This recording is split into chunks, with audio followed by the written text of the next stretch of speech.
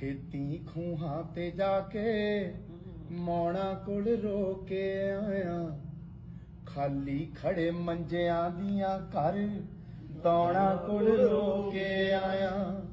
ਦੇਖਣ ਨੂੰ ਜਿੱਤਾਂ ਬਸ ਓ ਵਾਣ ਦੀਆਂ ਰੱਸੀਆਂ ਸੀ। ਚੁੰਮ ਚੁੰਮ ਕੇ ਰੋਇਆ ਮੇਰੇ ਬਾਪੂ ਨੇ ਕੱਸੀਆਂ ਸੀ।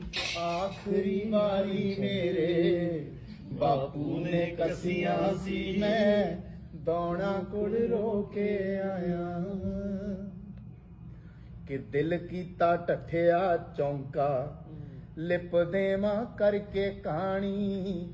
ਅੱਧ ਟੁੱਟੀ ਨੁੱਕਰ ਦੇ ਵਿੱਚ ਬੇਬੇ ਦੀ ਦੇਖ ਮਦਾਣੀ। ਚੇਤੇ ਆਈ ਉਮਰ ਨਿਆਣੀ ਦਿੰਦੀ ਰਹੀ ਰਿੜਕ ਜਿਹਦੇ ਨਾਲ ਮੱਖਣ